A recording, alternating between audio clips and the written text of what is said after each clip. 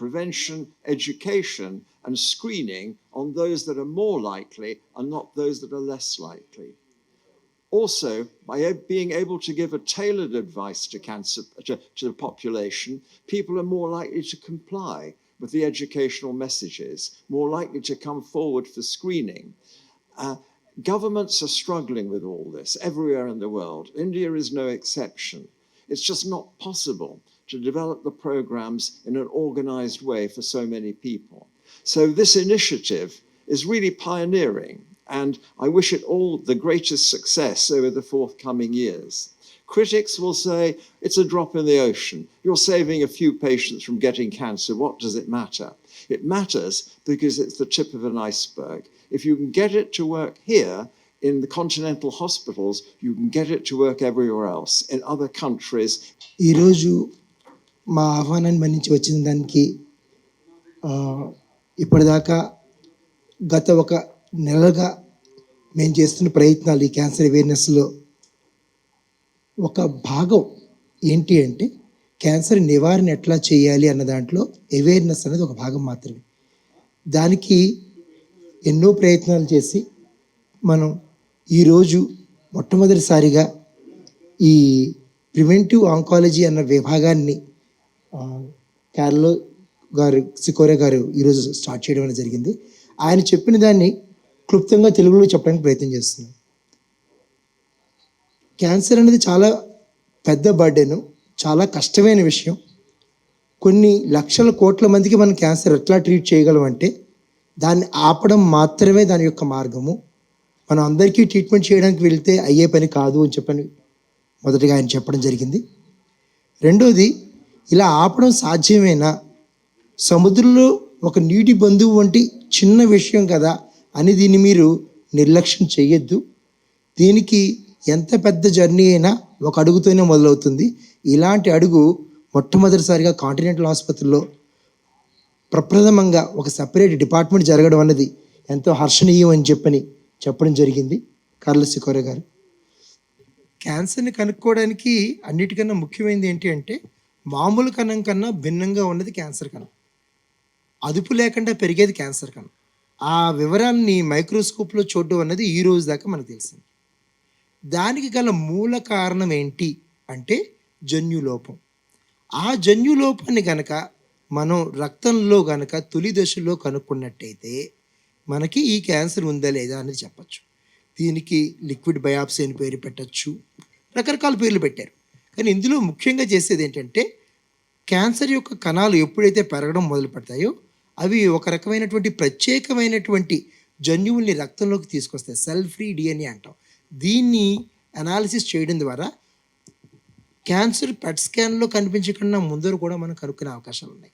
ఇలాంటి టెక్నాలజీ అన్నది మేము కాంటినెంటల్ ఆసుపత్రులు చేసుకుంటున్నాం. ఇది ఒకటి. రెండోది, కొన్ని కెమికల్ టెస్టింగ్స్ అంటాం, అంటే ఆల్ఫా ఫిటోప్రోటీన్ అంటూ కూడా. అంటే ఇదంతా కూడా ఇందాక గురుగారు తర్వాత జగన్నాథ్ గారు ఒక మాట చెప్పారు. మీరు ముందుగా ఏ క్యాన్సర్ కనుక్కోవాలనుకుంటున్నారు అనేది క్లారిటీ ఉండాలి. రిస్క్ అసెస్మెంట్ జరిగిన తర్వాత మాత్రమే బ్లడ్ టెస్ట్ యొక్క ప్రాముఖ్యత ఉంటుంది. ర్యాండమ్గా చేస్తే మీకు సరైన సమాధానాన్ని వెళ్ళరు. మనం ఒక గమ్యం చేరాలంటే ఒక దిశలో ప్రయత్నించాలి. ఈ క్యాన్సర్ కనుక్కోవడానికి ఈ బ్లడ్ టెస్టు, ఈ రకమైన రిస్క్ ఫ్యాక్టర్స్ ఉన్నప్పుడు అప్పుడు మాత్రమే ఖచ్చితత్వంతో మనం ఆ పరీక్ష యొక్క ఇంటర్ప్రిటేషన్ చేసుకోవచ్చు. ఇది 2 to 20 ml బ్లడ్ తోటి కుదురుతుందండి ఖచ్చితంగా. మీ ఆన్సర్లోనే ఇంకొక క్వశ్చన్ ఏంటంటే, ఇప్పుడే చెప్పారు పర్టికులర్గా మనం ఏ క్యాన్సర్లో టెస్ట్ చేసుకోవాలి అనేది తెలుసుకున్నాకే టెస్ట్ చేస్తామని. అసలు చాలామందికి అసలు వాళ్ళ క్యాన్సర్ ఉందా లేదా తెలియదు, ఇన్ కేస్ ఉంటే ఏ క్యాన్సర్ ఉందో కూడా తెలియదు. మరి దానికోసం అంటే ఒకే టెస్ట్ చేస్తే ఏ క్యాన్సర్ ఉంది అనేది తెలుసుకోవడానికి ఏమైనా కనుక్కోబోతున్నారా? దీంతో ఏమైనా పాసిబుల్ అవుతుందా? ఆ టెస్ట్ కూడా అవైలబుల్ ఉంది ఇప్పుడు. అంటే మీకు ఏం రిస్క్ ఫ్యాక్టర్స్ లేనప్పటికి కూడా ఒక బ్లడ్ టెస్ట్ చేస్తే మీకు ముందుకు ఏ క్యాన్సర్ వచ్చే అవకాశం ఉంటుంది అనేసి ఆ టెస్ట్ కూడా ఇప్పుడు మొదలు పెట్టారు. అది కూడా మేము కాంటినెంటల్ హాస్పిటల్స్ వైపు నుంచి ఆ టెస్ట్ చేయగలుగుతాం. సో ఒకవేళ ఒకరికి బ్రెస్ట్ క్యాన్సర్, సర్వైకల్ క్యాన్సర్, లేకుంటే కడుపులో ఉన్న క్యాన్సరు, పేగులోకి వచ్చే క్యాన్సరు, కోలన్ రెక్టల్ క్యాన్సర్ అంటాం. ఇవన్నీ క్యాన్సర్స్ కూడా ఒక బ్లడ్ టెస్ట్ ద్వారా. కానీ ఏ టెస్ట్ చేసినప్పటికీ ఈ సైన్స్ ఇప్పుడిప్పుడు బాగా పెరుగుతూ వస్తుంది. దాని విషయం మనం కొత్తగా ప్రతి సంవత్సరము చేంజెస్ వస్తున్నాయి. ఈ టెస్ట్ చేసినప్పుడు కూడా అది 100% గ్యారంటీ కాదు. కనుక ఒకవేళ ఈ డిఎన్ఏ చేంజెస్, మ్యుటేషన్స్ అంటాం సురేష్ గారు చెప్పినట్టు, అది ఏమైనా కనిపిస్తే ఈ బ్లడ్ టెస్ట్లో మనం తప్పకుండా ఆ పేషెంట్కు మళ్ళీ ఫాలోఅప్లో, అంటే మళ్ళీ 6 నెలలకు, మళ్ళీ సంవత్సరానికో, మళ్ళీ 2 సంవత్సరాలకు డాక్టర్తో వచ్చి కలిచేసి ఈ క్యాన్సర్ రాకుండా మనం చూసుకోగలుగుతాం. సో మల్టిపుల్ క్యాన్సర్స్ కొరకు కూడా ఒక సింగిల్ బ్లడ్ టెస్ట్ అవైలబిలిటీ ఉంది to find out what are the DNA mutations. ఇది మాలిక్యులర్ జెనెటిక్ టెస్టింగ్ అంటాం, సురేష్ గారు అన్నట్టు, లేకుంటే లిక్విడ్ బయాప్సీ అంటాం. సో కేవలం దాని అర్థం ఏంటంటే ఒక బ్లడ్ ద్వారా మనం డిటెక్ట్ చేయగలుగుతాం. మీరు 24వ పేజీ చూడండి అమ్మా. 24వ పేజీలో మీకు మీ డౌట్ ఇది తీరిపోతుంది. అదేంటంటే ఈ లంగ్ క్యాన్సర్కి, స్టమక్ క్యాన్సర్కి ఉన్న ఒక టెస్ట్. అంటే మరి ఎవరు లంగ్ క్యాన్సర్, ఈ స్టమక్ క్యాన్సర్ అంటే స్మోకర్స్ ఉన్నారనుకోండి. స్మోకర్స్ ఉన్నప్పుడు వాళ్ళకి ఎలాగైనా రిస్క్ లంగ్ క్యాన్సర్లో ఎక్కువగా ఉంటుంది.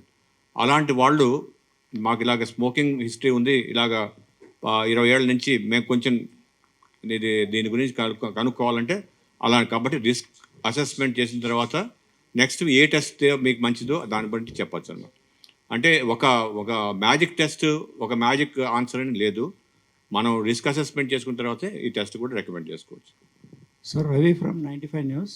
మరి బ్లడ్ టెస్ట్ అంటున్నారు కదా, ఎగ్జాక్ట్ ఈ బ్లడ్ టెస్ట్ నేమ్ ఏంటి, ఎన్ని రోజులు పడుతుంది టెస్ట్ చేయడానికి, కాస్ట్ ఎంత పడుతుంది?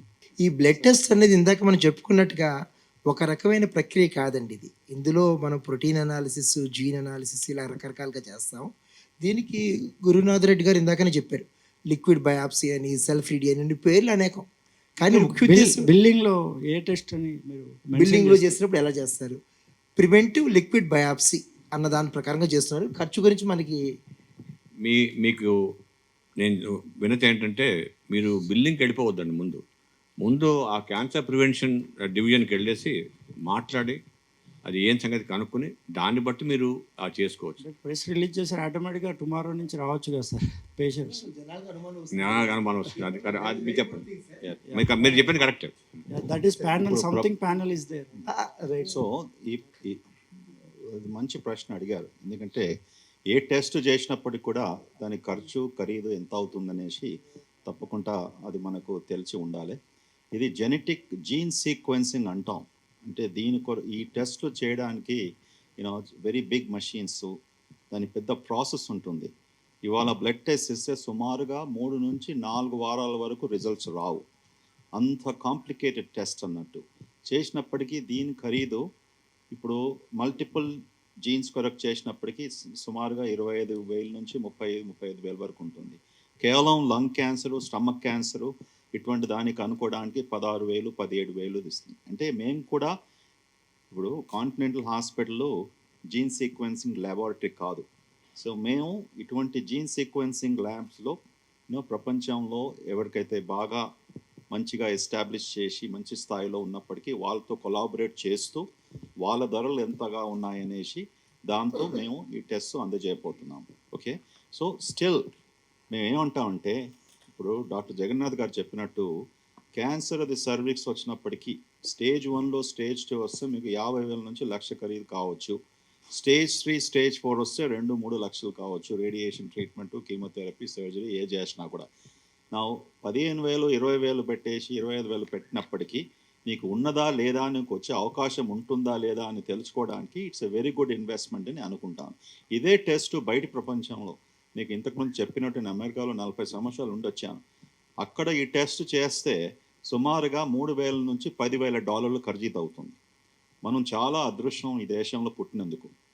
నిజంగా చెప్తున్నాను. మన హెల్త్ కేర్ కాస్ట్ ఎక్కువగా ఉన్నాయి అనుకుంటాము, కాదు.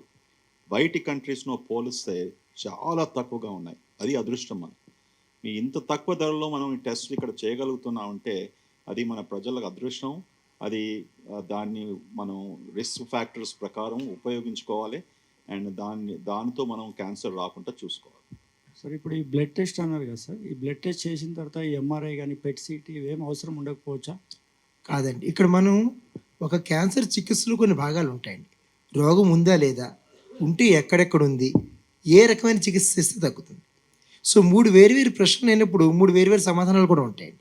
ఇప్పుడు సరే లంగ్ క్యాన్సర్ ఉందని తెలిసింది, బ్లడ్ టెస్ట్లో తెలిసింది అనుకోండి, అది ఎక్కడుంది, ఒక చోటే ఉందా పాకిందా అని తెలుసుకోవాలంటే మళ్ళీ వేరే టెస్ట్ కావాల్సి వస్తుంది. ఉందా లేదా అన్న ప్రశ్నకి మాత్రమే ఇందులో సమాధానం చెప్తాం. ఇందాక ఒక మాట ఉన్నా కదా, అంటే ఎటువంటి క్యాన్సర్ అయినా ఓకేనా సార్? దీంట్లో రొమ్ము క్యాన్సర్ కానివచ్చు, ఏ క్యాన్సర్ అయినా. ఇప్పుడు రొమ్ము క్యాన్సర్ ఉంది అనుకోండి, మ్యామోగ్రామ్ చేసుకుంటాం. ఈ బ్లడ్ టెస్ట్లో నుంచి ఈ బ్లడ్ టెస్ట్లో ఏ క్యాన్సర్ అయినా తెలుస్తుంది, క్యాన్సర్ అయినా ఏ క్యాన్సర్ అయినా తెలుస్తుంది. That's why I am asking. ఖచ్చితంగా అండి. Okay, thank you. అలాగే సార్. ఈ ముఖ్యంగా ఫ్యామిలీ హిస్టరీ, ఇప్పుడు అందరూ మామూలుగా వెళ్ళరు కదా. ఫ్యామిలీ హిస్టరీ ఉందనుకోండి, family history of breast cancer, family history of ఇక్కడ కోలన్, అలాంటి ఓవరీ, అలాంటి ఉన్నప్పుడు ఇది చాలా ఉపయోగపడుతుంది మనకి. ఎందుకంటే లేకపోతే మామూలుగా ఎవ్రీ ఇయర్ మ్యామోగ్రామ్ చేసుకోవడం కానీ, మధ్య మధ్యలో అది రావడం కానీ, ఆ భయం కాకుండా ఇది ఇంకొక రకమైన మా దగ్గర ఉన్న టెస్ట్. అంటే ఇది be all and end all. నేను అలా అన్ని ఒకటే టెస్ట్లో అన్ని క్యాన్సర్లు దొరుకుతాయి అలా అది కరెక్ట్గా రిప్రజెంటేషన్ కాదు దానికి. అంటే ఇది మనకి యూస్ఫుల్. అది ఇప్పుడు 4 క్యాన్సర్స్కు ప్రపంచం అంతా రికమెండేషన్స్ ఉన్నాయి, అందరూ పాటిస్తున్నారు. ఏమిటి 4 క్యాన్సర్? ప్యాప్స్మియర్ అంటాం, ఆడవాళ్ళకు సర్వికల్ క్యాన్సరు రాకుండా ప్రతి సంవత్సరము 2 సంవత్సరాలకు ప్యాప్స్మియర్ చేసుకోవాలి. రెండోది, సిగరెట్ స్మోకింగ్ చేసిన వారికి 50 ఏళ్ళ తర్వాత సిటీ ఆఫ్ ది చెస్ట్, అది ప్రివెన్షన్ టెస్ట్గా రికమెండ్ చేశారు ఇంటర్నేషనల్ గైడ్ లైన్స్ ప్రకారం. మూడోది, కోలను మరి రెక్టమ్ క్యాన్సర్ రాకుండా 45 ఏళ్ళు వచ్చినప్పటికీ కొలనాస్కోపీ చేసుకోవాలనేసి ఇది ఇంటర్నేషనల్ అడ్వైస్. బ్రెస్ట్ క్యాన్సర్ నాలుగోది, మెమోగ్రఫీ అని మనం చేస్తాం. అంటే బ్రెస్ట్ ఎందుకు చేస్తాం? ఎర్లీ డిటెక్షన్ ఈ బ్రెస్ట్ మెమోగ్రఫీగా చేసుకోవచ్చు. లాస్ట్లీ ప్రాస్టేట్ క్యాన్సర్ ఒక బ్లడ్ టెస్ట్ ద్వారా, పిఎస్ఏ అంటాం, అది అంతా పర్ఫెక్ట్ లేకున్నప్పటికీ కూడా ఒకవేళ పిఎస్ఏ అనే టెస్ట్ ఎక్కువగా ఉన్నప్పటికీ ఆ పేషెంటు మేము క్లోజ్ ఫాలోఅప్లో పెడతామన్నట్టు. ఇటువంటి 4-5 క్యాన్సర్స్కు ఆల్రెడీ ఎగ్జిస్టింగ్ ప్రివెంటబుల్ టెస్ట్ ఉన్నాయి. కానీ ప్రజలు అది అందుకోవాలి, ఇది అవగాహన వాళ్ళకు రావాలి.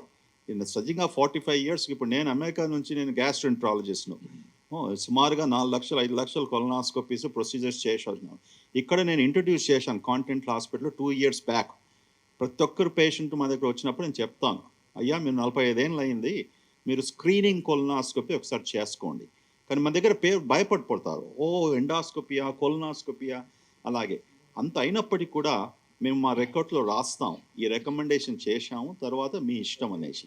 కానీ ఎంతోమంది ఇప్పుడు ఎట్లాగా మేము ఇది బాగా ఎంఫసైజ్ చేస్తూ వస్తుంటే ఇప్పుడు సుమారుగా 5 పేషెంట్ చూస్తే 3 తప్పకుండా కొలనాస్కోపీ చేయించుకుంటున్నారు. ఎందుకంటే కోలోరెక్టల్ క్యాన్సర్ చాలా బాగా పెరుగుతుంది ఇండియాలో. యంగ్ పేషెంట్స్లో 25% increase before the age of 50. దాని కొరకు మేము ఇది ఇలాగా అడ్వైస్ చేస్తాం. అది తర్వాత ప్రజల ఇష్టం. Okay, that's very important. Apart from the blood test, already ఈ క్యాన్సర్స్కు మంచి ప్రివెంటివ్ టెస్ట్స్ ఉన్నాయి.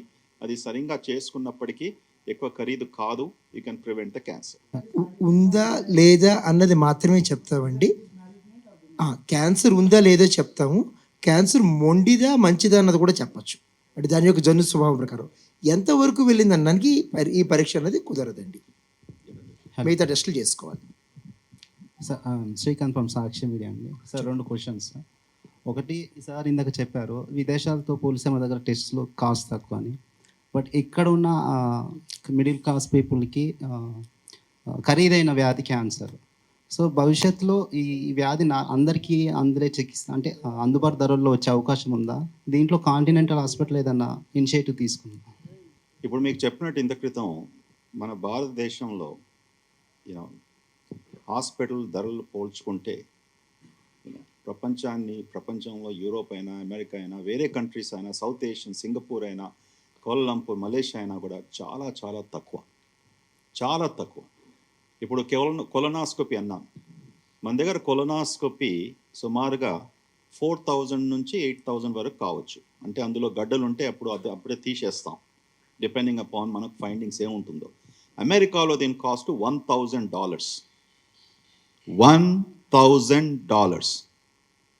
అందులో డాక్టర్ ఫీ ఉంటుంది, అనస్థీషియా ఫీ ఉంటుంది, పెథాలజిస్ట్ ఫీ ఉంటుంది, సర్జికల్ సెంటర్ ఫీ ఉంటుంది. ఓకే, అయినప్పటికీ కూడా మ్యాండేటరీ ఇన్సూరెన్స్ కంపెనీస్ అన్నీ కవర్ చేస్తున్నాయి. ఇక్కడ కూడా మన దగ్గర కూడా ఇన్సూరెన్స్ కంపెనీస్ ముందుకు వచ్చి ఇటువంటి ప్రివెంటివ్ టెస్ట్ కవర్ చేస్తే you know we will as a country మనం చాలా ఆనందిస్తాం. It's a simple investment. మెమోగ్రఫీకి ఎంత అవుతుందండి? 1500 నుంచి 2000 రూపీస్. ఒక హోటల్కి వెళ్ళే ఫ్యామిలీతోని మనం డిన్నర్ తీసుకుంటే అంత ఖరీదు పెడతాం, మధ్యతరగతి వాళ్ళైనా ఎవరైనా కూడా. ఓకే, కానీ if you do the mammography, if you do the test, you can help a patient breast cancer రాకుండా. ఇప్పుడు ఇవాళ రేపు breast cancer stage 1, stage 2, stage 3 వచ్చినప్పుడు కూడా ఆల్మోస్ట్ 90% క్యూర్ అవుతుంది. So it is good to diagnose early and go from there. So ఖరీదు చాలా తక్కువ. It's not a big burden at all. Sir చెప్పిన దానికి చిన్న ఎక్స్టెన్షన్ చెప్తున్నానండి.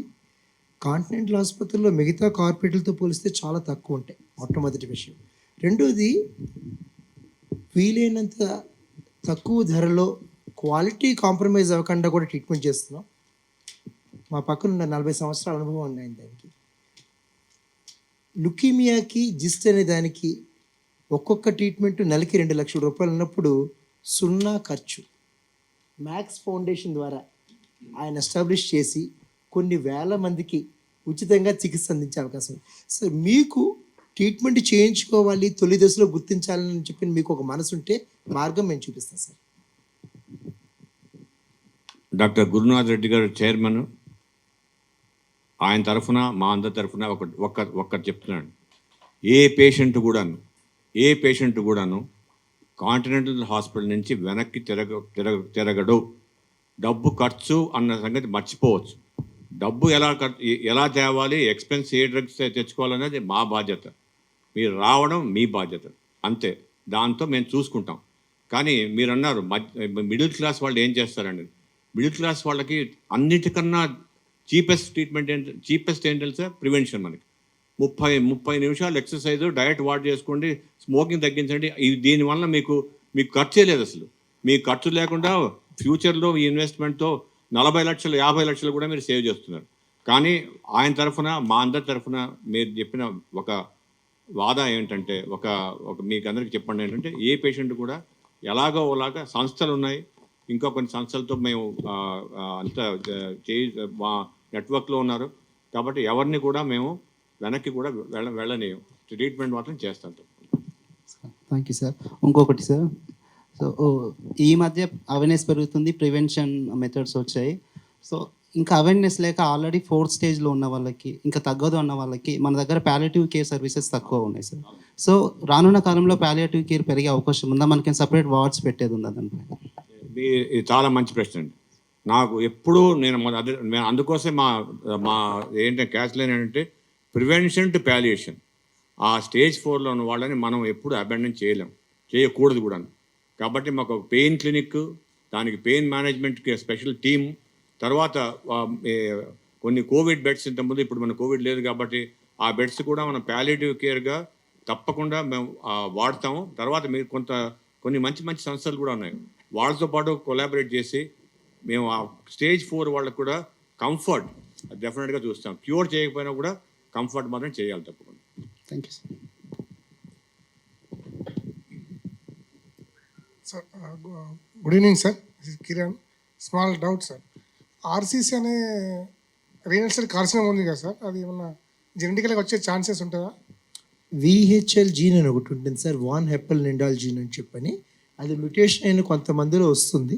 కానీ దాని యొక్క అవకాశం ఎంత అంటే 100 కిడ్నీ క్యాన్సర్స్ చూస్తే 3 మాత్రమే అనువంశికంగా తాతతండ్రుల నుంచి కొడుకులకి మనవలకి వస్తాయి. 90% పైగా బై ఛాన్స్, యాదృచ్ఛికంగా, ఎప్పుడో ఎవరికి కారణం లేకుండా వచ్చేవి తప్పిస్తే ఇలా వస్తాయని తెలియదు. కానీ మీరు అవకాశం ఉంది, ఆ జన్యువు కూడా ఉంది.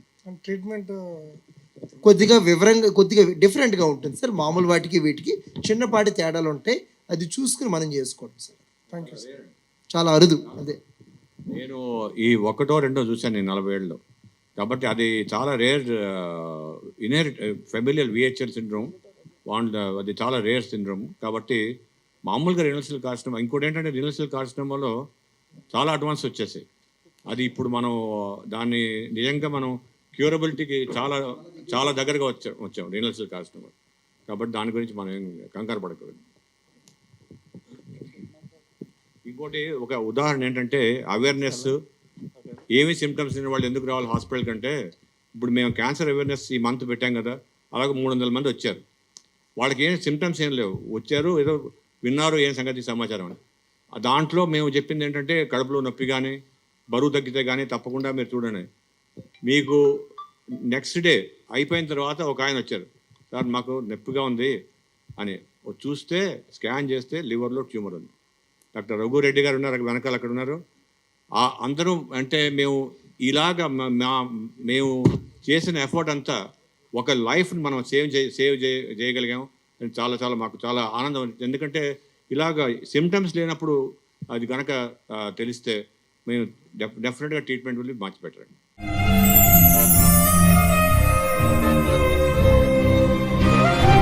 లవ్, ఈ అందమైన 4 అక్షరాల బారిన పడని మనిషి ఉండరు, మనసు ఉండదు. ఈ లవ్ కొంతమంది జీవితానికి సరిపడా మధురమైన అనుభూతులను అందిస్తే, మరికొంతమందికి జీవితాంతం వెంటాడే చేదు జ్ఞాపకాలను మిగులుస్తుంది. లైలా మజ్ను, పార్వతీ దేవదాస్, ఈ 2 కథల్లో మజ్ను లైలా ప్రేమ కోసం ఎంత పరితపించాడో విన్నాం. దేవదాస్ పార్వతి ప్రేమ కోసం ఎంత పిచ్చోడయ్యాడో చూసాం. కానీ లైలా మజ్ను ప్రేమ కోసం ఎంత ఆరాటపడిందో మనం ఆలోచించలేదు. దేవదాసు దూరమయ్యాక పార్వతి పరిస్థితి ఏంటో మనం అర్థం చేసుకోలేదు. ప్రేమ నుండి పెళ్లి వరకు వెళ్ళలేకపోయినా ఎంతో మంది అమ్మాయిల బ్రేకప్ స్టోరీస్తో మీ లవ్ టుడే.